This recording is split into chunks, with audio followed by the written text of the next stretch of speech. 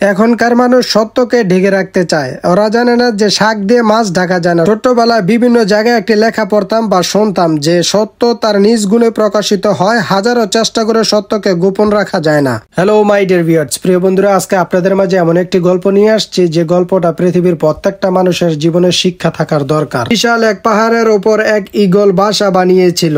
ঈগলের বাসা ছিল তার চারটি ডিম। প্রতিদিন সকালে সে এগুলো রেখে খাবারের খোঁজে উড়ে যেত। একদিন ঈগল যখন বাসার বাইরে ছিল তখন ভূমিকম্পে গোটা পাহাড় নড়ে উঠল। এতে ঈগলের একটি ডিম বাসা থেকে ছিটকে পড়ে গেল। গড়াতে গড়াতে সেই ডিম এসে পড়ল পাহাড়ের নিচে এক মুরগির বাসার সামনে। মুরগি সেই ডিমটিকে নিজের বাসায় নিয়ে এলো, অন্যান্য ডিমের সাথে রাখলো, যত্ন করে তা দিতে থাকলো। একদিন সেই ডিম ফুটে ঈগলের একটি সুন্দর বাচ্চা বের হলো। মুরগির বাচ্চাদের সাথেই ঈগলের বাচ্চাটি বড় হয়ে উঠতে লাগলো, কিন্তু সে ভেতর থেকে যে সব সময় অন্য কিছু অনুভব করত।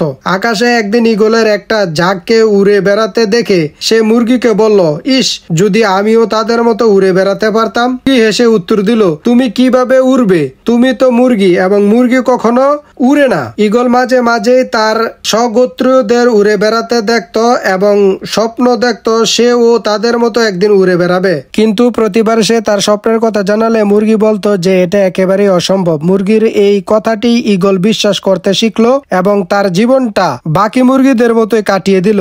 অনেক দিন এভাবে কাটানোর পর একদিন সে মারা গেল। আসলে আমাদের জীবনেও এটা চরম সত্য।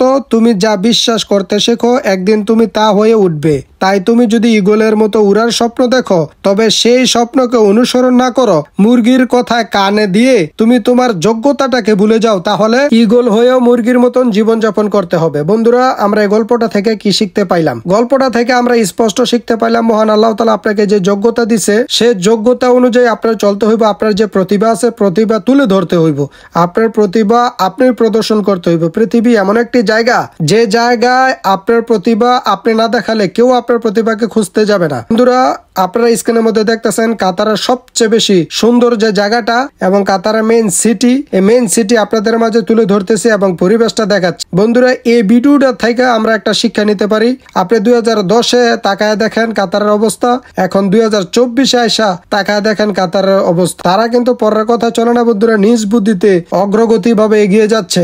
এরকম আপনার লাইফটা আপনি ডিসাইড করতে হইব, আপনি কিভাবে পরিচালনা করবেন আপনার জীবন। আপনি যদি অন্যের কথায় চলতে যান, হয়তো ক্ষণিকের জন্য ভালো চলতে পারবেন, কিন্তু ভবিষ্যৎ আপনার অন্ধকার। বন্ধুরা, এই কথাগুলা বলার কারণ আছে, বর্তমান পৃথিবীতে এমনও মানুষ আছে তার যোগ্যতা, তার ট্যালেন্ট এত বড় মনে করেন উপরে আছে, সে তার নিম্ন শ্রেণীর মানুষের কথায় চলতেছে। তার যোগ্যতা বা প্রতিভা মহান আল্লাহ তাআলা যেটা দিছে সে অনুযায়ী সে কাজ করতেছে না, সে অন্যের কথায় চলতেছে। কিন্তু কয়দিন অন্যের কথায় চলা যাইব? ছোট্টবেলায় বিভিন্ন জায়গায় একটি লেখা পড়তাম বা শুনতাম যে সত্য তার নিজ গুণে প্রকাশিত হয়, হাজারো চেষ্টা করে সত্যকে গোপন রাখা যায় না। এখনকার মানুষ সত্যকে ঢেকে রাখতে চায়। ওরা জানে না যে শাক দিয়ে মাছ ঢাকা যায় না। সত্যকে আপনি যতই ঢেকে রাখতে চান, সত্য তার নিজ গুণে প্রকাশিত হবে। সুতরাং মহান আল্লাহ তাআলা আপনাকে যতটুকু ক্ষমতা দিছে, যতটুকু যোগ্যতা দিছে, যোগ্যতা অনুযায়ী কাজ করেন, ক্ষমতা অনুযায়ী কাজ করেন। আপনার এই দুনিয়া এবং আখিরাত সুন্দর হবে এবং এই দুনিয়াতে সম্মানী হবেন, কাল কিয়ামতের দিনও আপনি এটা সম্মানিত পাইবেন।